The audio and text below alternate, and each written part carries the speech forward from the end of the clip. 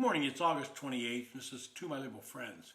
Since one of the hot political topics of the day, I guess we should talk about the issue of congressional redistricting in states, which is called gerrymandering, by the party that's on the short end of the stick.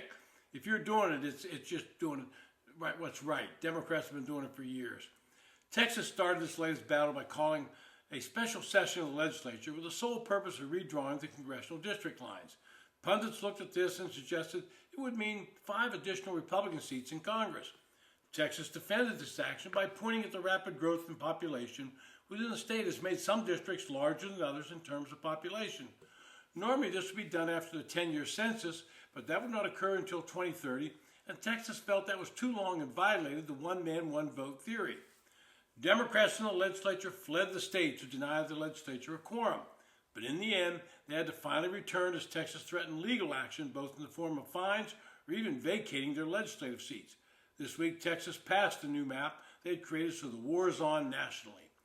Governor Gavin Newsom took the bait and announced that California would look at its congressional districts and draw new lines with the hopes of eliminating 4 to 5 Republican seats and creating new ones that favored Democrats.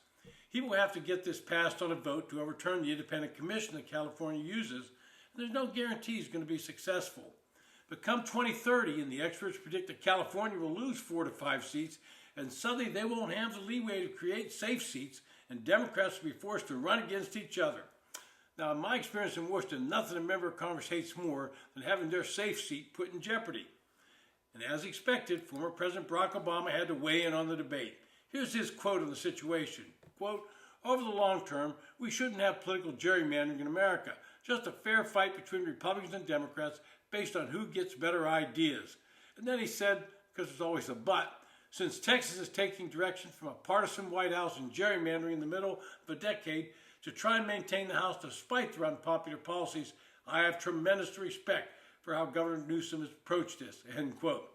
This is rich coming from Barack Obama, since he participated in gerrymandering efforts to benefit himself over 20 years ago. It's how he got elected originally to the state legislature.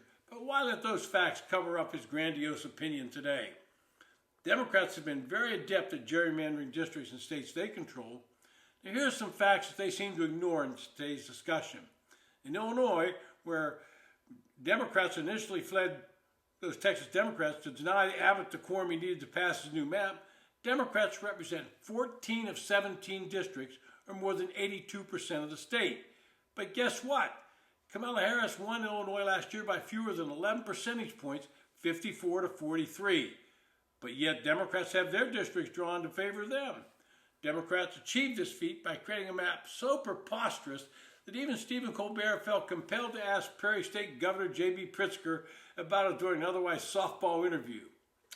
Moving over to New Jersey, where President Donald Trump won 46% of the vote in 24, the GOP holds just 1/4, 25% of the congressional seats. In Massachusetts, Trump won 36% of the vote. But how many Republicans do you think they have in the congressional delegation? That would be 0. All 9 are Democrats. Trump actually won Nevada, yet Democrats occupy 3 of its 4 spots in the House. And in California, where Newsom is supposedly championing, quote, a smart, measured approach, and where a supposedly independent commission is responsible for redistricting, the GOP is already at a massive disadvantage. Trump won over 38% of the vote in the country's largest state, and Republicans represented only about 17% of its congressional districts. But now that California is following Texas in its redistricting effort, it opens the door for several other states to engage before the 2030 census. Red states, including Indiana, Florida, and Missouri, are moving ahead with such efforts of their own to draw more Republican districts. No such prospects appear realistic in other blue states ahead of the midterms, meaning the net effect of the national change is likely to favor Republicans, even if the California's gambit succeeds. The reason there's not much room in the blue states is they've already done this gerrymandering. And that does not mention Ohio, that could carve out a few more Republican seats at the expense of Democrats.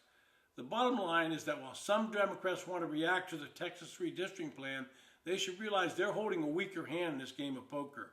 Over the long term, the population is moving from blue states to red states, and when they have to redistrict after a census, they will find they're pitting their own against each other. And as I said, nothing irritates a congressman more than having to run against one of his fellow Democrats where he previously had a pretty safe seat. This has been To My Liberal Friends. Thanks for listening.